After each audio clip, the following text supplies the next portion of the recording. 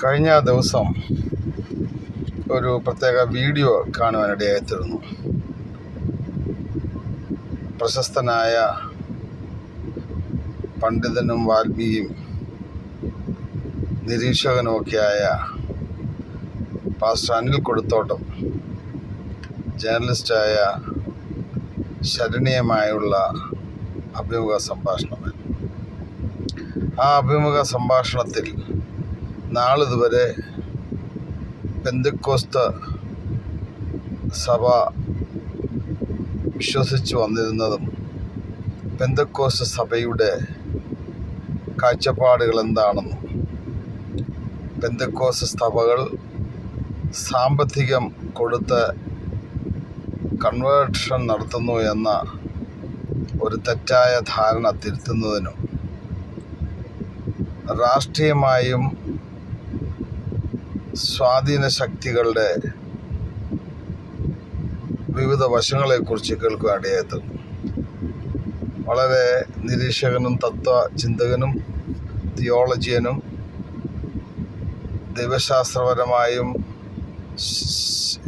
ചരിത്രപരമായും സാമൂഹ്യപരമായും രാഷ്ട്രീയപരമായും ഒക്കെ വളരെ നിരീക്ഷിക്കുകയും അത് മറ്റുള്ളവർക്ക് പറഞ്ഞു കൊടുക്കുന്നതിനും വിവിധ രീതിയിൽ തന്നെ ദൈവം ഉപയോഗിക്കുന്നു എന്നതിൽ സന്തോഷിക്കുന്നു.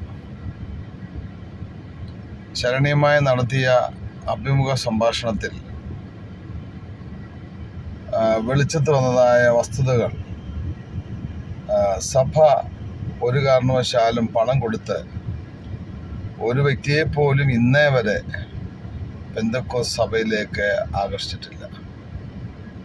ക്രൈസ്തവരും ക്രൈസ്തവ ഇതര വിഭാഗങ്ങളും സാമ്പത്തികമായി എന്തെങ്കിലും സംഭാവനകൾ നൽകി സഭകളിലേക്ക് ചേർക്കുന്ന ഒരു പ്രവണത ഇല്ല എന്നുള്ള വസ്തുത അദ്ദേഹത്തിൻ്റെ പ്രഭാഷണങ്ങളിലൂടെ വെളിപ്പെടുത്തുവാനിടയായത്.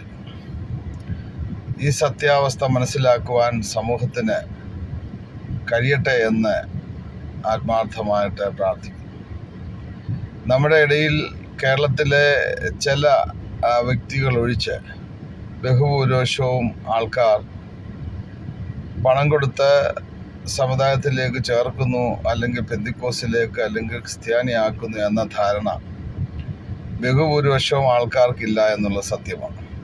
എന്നാൽ വളരെ ന്യൂനപക്ഷമായ ചില ആൾക്കാർ അങ്ങനെ ചിന്തിക്കുകയും തെറ്റായി ധരിക്കുകയും ഇവർ പണസമ്പാദനത്തിന് വേണ്ടിയും പണത്തിന് വേണ്ടിയും മതപ്രചരണം നടത്തുന്നു എന്ന ഒരു തെറ്റായ ധാരണ ഇന്നും ചില ന്യൂനപക്ഷങ്ങൾക്കുണ്ട്.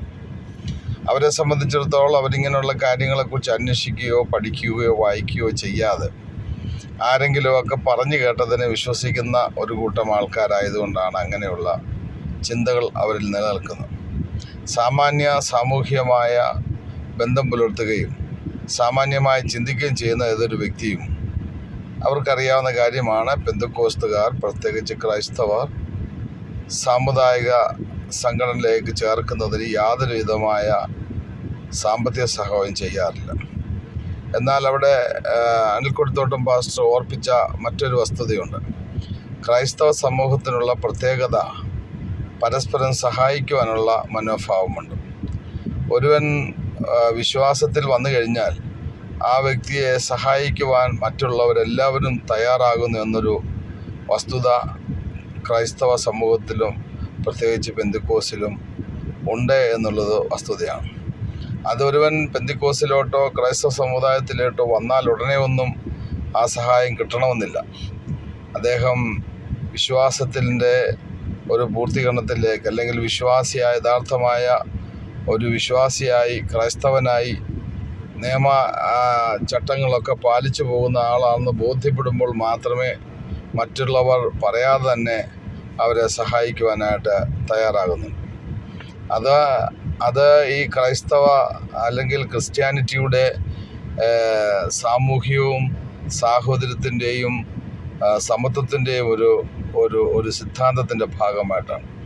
എല്ലാവരും ഒരുപോലെ കാണുന്നതിനും എല്ലാവരും ഒരുപോലെ കൈത്താങ്ങ് ചെയ്യണമെന്നും ആഗ്രഹിക്കുന്ന സിദ്ധാന്തത്തിൻ്റെ ഉടമകളാണ് ക്രൈസ്തവരെന്നത് അഭിമാനകരമായൊരു കാര്യമാണ്.